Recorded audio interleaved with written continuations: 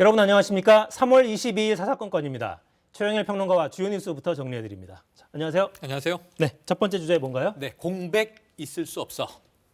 문재인 대통령 얼굴이 나와 있네요. 그렇습니다. 바로 이제 말씀하신 대로 지금 집무실 이전 문제도 그렇고요. 또 이제 문 대통령 당선인 언제 회동하는가.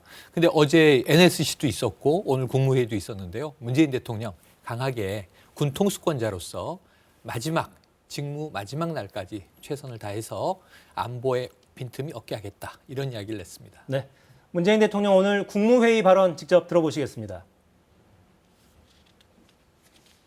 안팎으로 우리는 엄중한 상황에 직면해 있습니다. 신냉전 구도가 새롭게 형성되고 있는 국제 안보 환경 속에서 한반도 정세도 긴장이 고조되고 있습니다. 우리 군이 최고의 안보 대비 태세를 유지해야 할 때입니다. 안보에 조그마한 불안 요인도 있어서는 안 됩니다. 정부 개최기에 더욱 경계심을 갖고 한반도 상황을 안정적으로 관리할 수 있도록 매진해야 할 것입니다.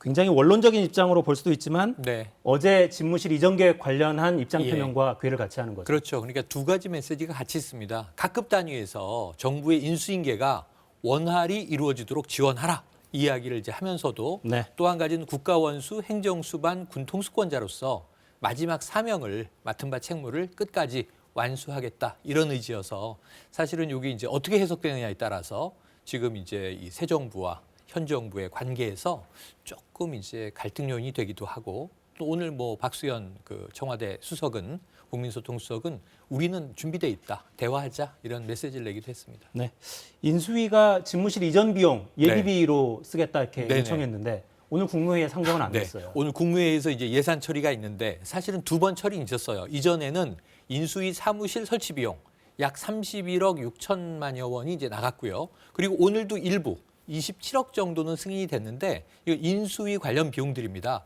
근데 문제는 아시다시피 지난 일요일에 윤 당선인이 요청했던 496억 원에 달하는 이 집무실 이전 비용은 오늘 처리되지 않았고요.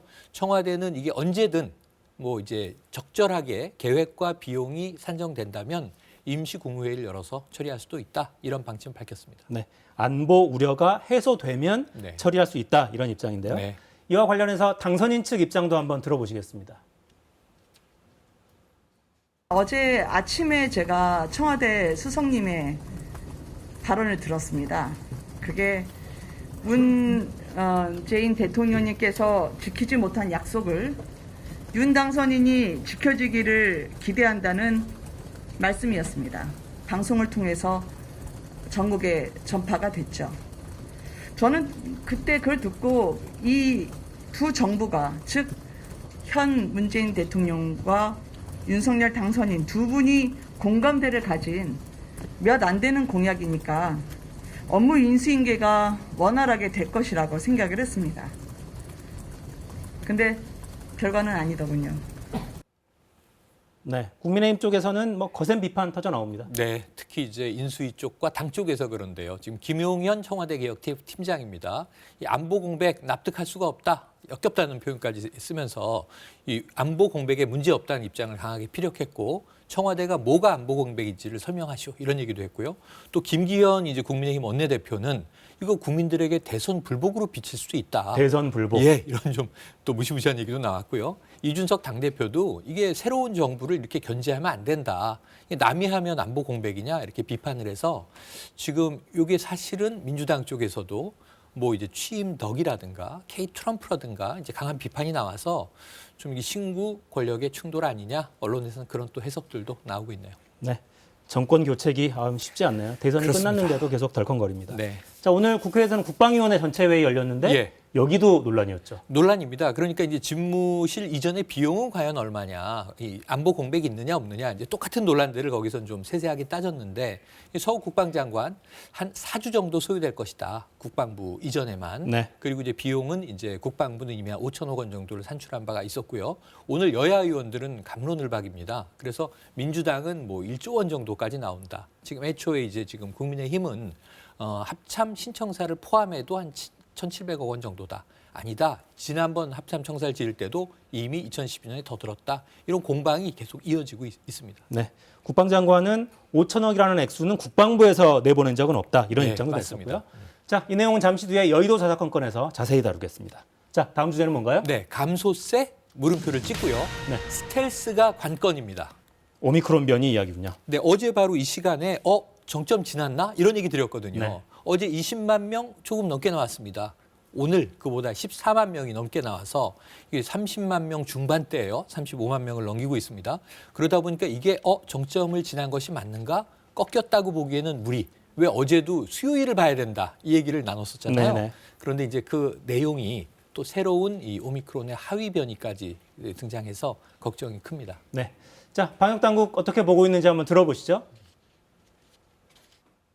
유행의 정점을 지나 본격적인 감소 추세로 전환되는지 여부는 금주 상황을 좀 더 지켜봐야 판단할 수 있을 것으로 보고 있습니다. 특히 우리나라의 경우에는 스텔스 오미크론도 함께 점유율이 올라가고 있어서 이 스텔스 오미크론의 전파력이 기존 오미크론보다 다소 빠른 것을 감안할 때 정점 이후의 감소세가 어느 정도 형성될지는 이후 상황을 좀 더 지켜봐야 평가가 가능할 것으로 판단하고 있습니다.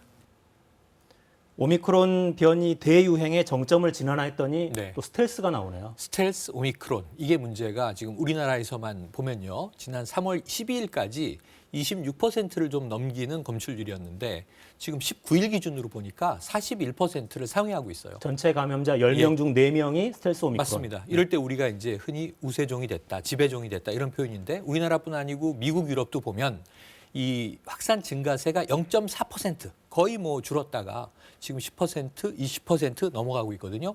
이걸 봤을 때는 이게 어쩌면 우리는 지금 정점을 지나고 있다고 보고 있는데 앞으로 정점이 길어지거나 또 갑작스러운 증폭이 있을 수도 있는 위험성을 경고하고 있습니다. 네.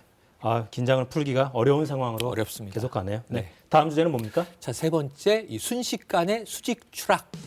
네. 중국에서의 항공사고입니다. 중국 동방항공 여객기. 네, 이 소속사는 동방항공이고요. 이 기종 자체는 보잉의 737 기종인데 어제 이게 갑자기 떨어졌습니다. SNS에 이제 찍힌 사진이 올라오기도 했는데 고도 8,800m에서 고도 1,300m로 불과 3분 만에 급낙하하거든요.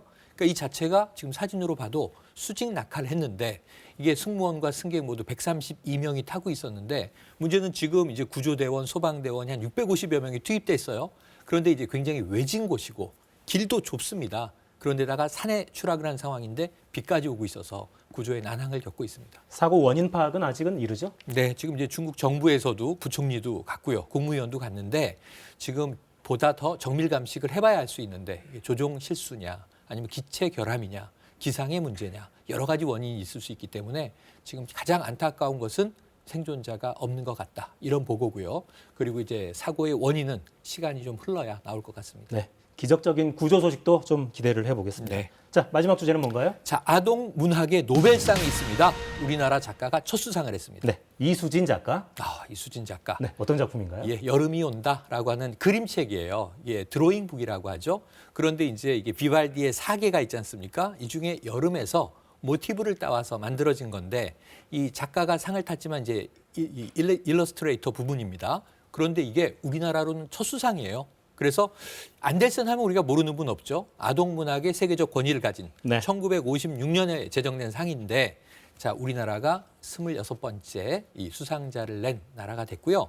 이게 아시아 문화권의 아시아 작가로는 두 번째인데 1984년에 일본 작가가 한번 수상한 적은 있어요. 그래서 무려 38년 만에 우리나라 작가가 아시아 작가로는 두 번째 수상 영예를 안았습니다. 네. K컬처의 비상이네요. 네. 자, 최영일 평론가였습니다. 고맙습니다. 고맙습니다.